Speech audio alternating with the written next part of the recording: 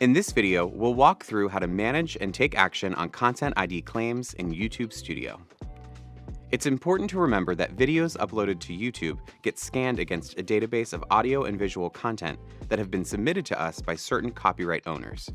So if you upload a video that contains copyright-protected content, your video could get a Content ID claim. Note that Content ID claims don't result in copyright strikes, but they can result in your video being blocked, tracked, or monetized by the copyright owner. Let's walk through where you can see your videos affected by Content ID claims and the steps you can take if you want to remove the claimed content or dispute the claim. First, where can you see which videos are affected by Content ID claims? You can see videos affected by Content ID claims in the Content tab of YouTube Studio. To do so, use the Copyright Claims filter. Hovering over the Restrictions column will give you info on what happened, and you can click into it to see more details. You can also go to a specific video's details page, then the Copyright tab, to see if the video has a Content ID claim. Through either of these entry points, you'll see details about the claim's impact on your channel and the video's visibility and monetization status. You'll also see the content being claimed, including the timecode it appears at and the impact the claim has on your video. Next, what actions and steps can you take on Content ID claims? From the video's copyright details page, there are multiple actions you can take to resolve the claim. If your video has a Content ID claim that seems valid, you can choose to leave it as is, or you can remove the claimed content. You have a few options for removing the claimed content without having to upload a new video. You can trim out a segment, which removes just the claimed segment from your video, including the audio and video. Or, for an audio claim, you can replace or mute the music. If you choose to replace it, you can pick an alternative from the YouTube audio library. Or you can choose to mute just the claimed song or all audio during the claimed segment.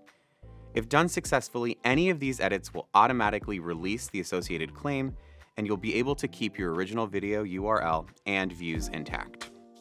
If you believe your video has a Content ID claim that is invalid, you can dispute it.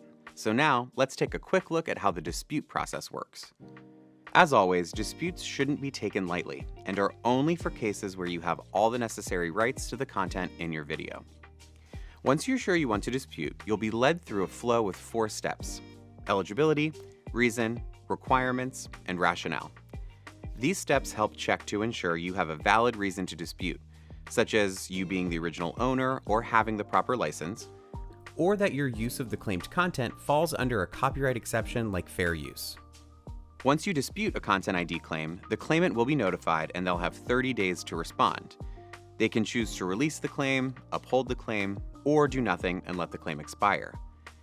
If you're monetizing the video that received a Content ID claim and dispute the claim within 5 days, we'll typically hold the revenue that the video is making and pay out the appropriate party once the dispute is resolved.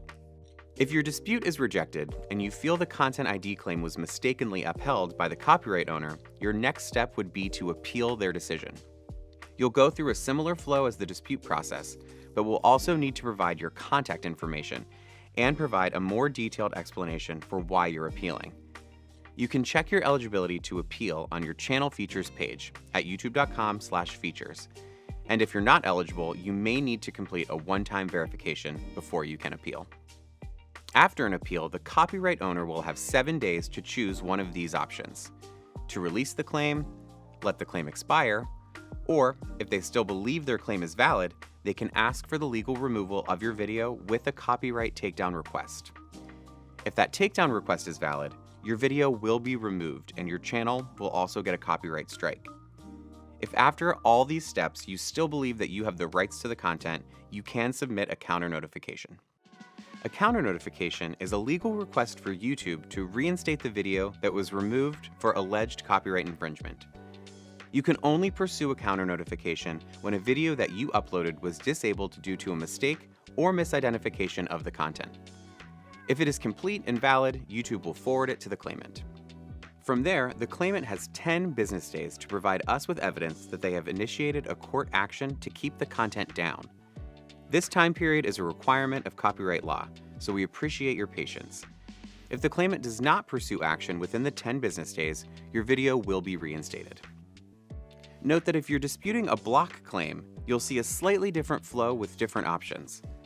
With block claims, after you go through the eligibility and reason steps, you'll see two options: to use the standard dispute process or to escalate to appeal. If you escalate to appeal, this is a shorter process that allows you to appeal without first disputing the claim. For more info about the Content ID dispute process, check out the links in the description. Thanks for watching.